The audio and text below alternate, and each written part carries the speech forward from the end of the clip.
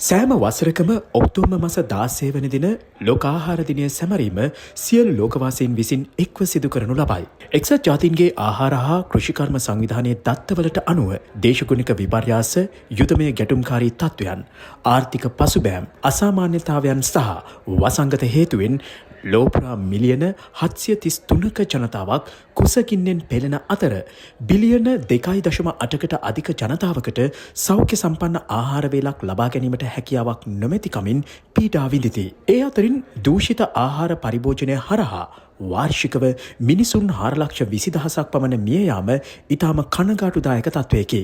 කුසගින්න හා මන්ද පෝෂණය අද වන විට ලෝකයේ පුරා දැවැන්ත අර්බුදයක් බවට පත්වී ඇති මොහොතක සියලු ලෝකවාසීන්ගේ යහපත් ජීවන තත්ත්වය පවත්වා ගැනීම උදෙසා ලෝක ආහාර අර්බුදයට හේතු වන සාධක වළක්වා ගැනීම හෝ අවම කර ගැනීමට උත්සාහ කිරීම සියලු දෙනාගේම වගකීමක් ලෙස සැලකිය යුතු කාලය උදා වී ඇත.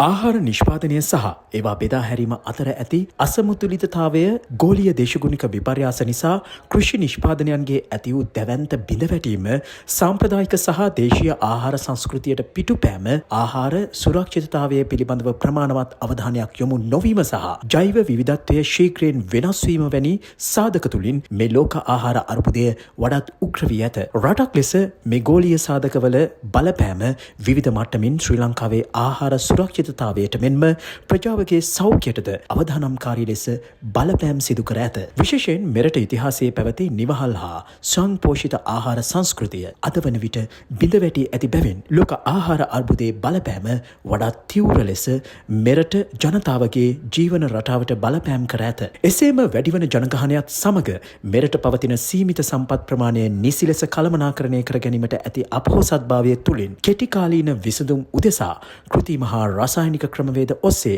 නිර්මිත ආහාර නිෂ්පාදන ක්‍රියාවලියකට යොමුවීම හරහා විවිධාකාරයේ සෞඛ්‍ය ගැටලුවලට මුහුණ දීමට අපට සිදු වී ඇත. මේ තත්ත්වය වඩාත් උග්‍ර වීමට හේතුවක් වූ මෙරට පැවති දේශීය කෘෂි ආර්ථික සංස්කෘතිය ඇතුළු භෝග වගාවන් ගොවි ජනතාව අතරින් ගිලිහී යාම තුළ සෞඛ්‍යයට හිතකර පෝෂණ ගුණයෙන් සහ ඉහළ ගුණාත්මක භාවයෙන් සපිරි ආහාර වෙත ප්‍රවේශ වීමේ වරම ශ්‍රී ලාංකික අපට වර්තමානයේදී අහිමි වී ඇත. දේශීය ආහාරවලින් මිදී කෘතිම ආහාර රටාවන් තුළ ලෙඩ රෝග බහුල වී තිබේ. තවත් අන්තයකින් ආහාර නාස්තියද ඉහළ ගොස් තිබේ. ලෝපුරා කුසට ආහාරයක් නොමැතිව ලතවෙද්දී තවත් පිරිසක් ආහාර නාස්ති කරති. ලෝපුරා කුසට ආහාරයක් නොමැතිව පිරිසක් ලතවෙද්දී තවත් පිරිසක් ආහාර නාස්ති කරති. මේ සියල්ල සමබර වූ කල ප්‍රශස්ත මට්ටමේ ආහාර භුක්ති විඳීමේ හැකියාවක් සමස්ත ලෝවැසියාටම ලැබෙනු ඇත. ලැබෙන හැම තප්පරේම අපි ගෙවත්තේ පුංචි මිරිස් පැලයක් හරි හිටවමු. මහ ලොකුවට නැති වුවත් අපේ ආහාර රටාවලට මෙන්ම සුවදායි මානසික ජීවිතයකට එය මනා පිටිවහලක් වනු නොඅනුමානය.